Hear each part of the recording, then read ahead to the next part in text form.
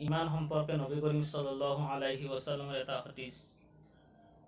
তো নবী কৰিম সাল্লাল্লাহু আলাইহি ওয়াসাল্লামে এদিনাখন এঠাইলৈ গৈ থকা অৱস্থাত এজন ইহুদীক ঘৰলৈ লৈ গৈ থকা দেখি ক'লে যে ভাই, তোমাক এটা মহামূল্যৱান সম্পদ কলিমা লা ইলাহা ইল্লাল্লাহু মুহাম্মাদুৰ ৰাসূলুল্লাহ সাল্লাল্লাহু আলাইহি ওয়াসাল্লাম দিও, তুমি লগত লৈ যোৱা। তো ইহুদীজনে নবী কৰিম সাল্লাল্লাহু আলাইহি ওয়াসাল্লামৰ এই কথা শুনি ক'লে যে এই কলিমা যে সত্য, ইয়াৰ প্ৰমাণ বা ইয়াৰ সাক্ষী কোনে দিব? তো নবী কৰিম সাল্লাল্লাহু আলাইহি ওয়াসাল্লামে নদীৰ পাৰত থকা দুজোপা গছক দেখুৱাই দি ক'লে এই কলিমাৰ সাক্ষী এই দুজোপা গছেই দিব।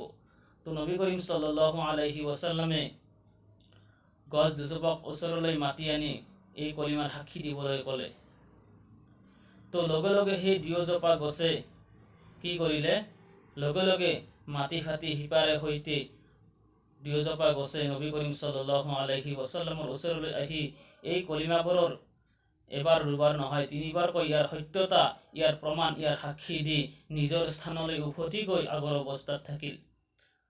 তো এই অদ্ভুত ঘটনা দেখি ইহুদীজনে লগে লগে এই কলিমাৰ ওপৰত ইমান আনি মুছলমান হৈ গ'ল আৰু ক'লে ইয়া ৰাসূলুল্লাহ।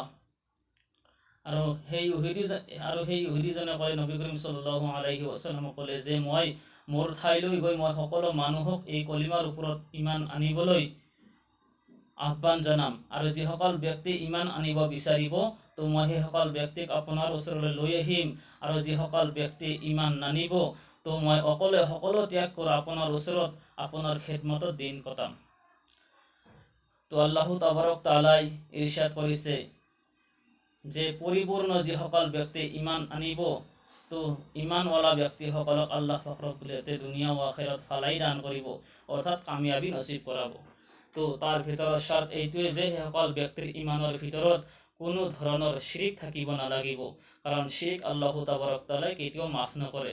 আল্লাহ পাকে খুদ কোৰআনে কাৰিমত ঘোষণা কৰেছে ইন্না শিৰকা লাযুলমুন আযীম, যে শিৰিক এনেকুৱা ভাৰী জুলুম হয় তো আল্লাহ পাক ৰব্বুল ইজ্জতে সেই শিৰিক গুনাহ কেতিয়াও মাফ নকৰে।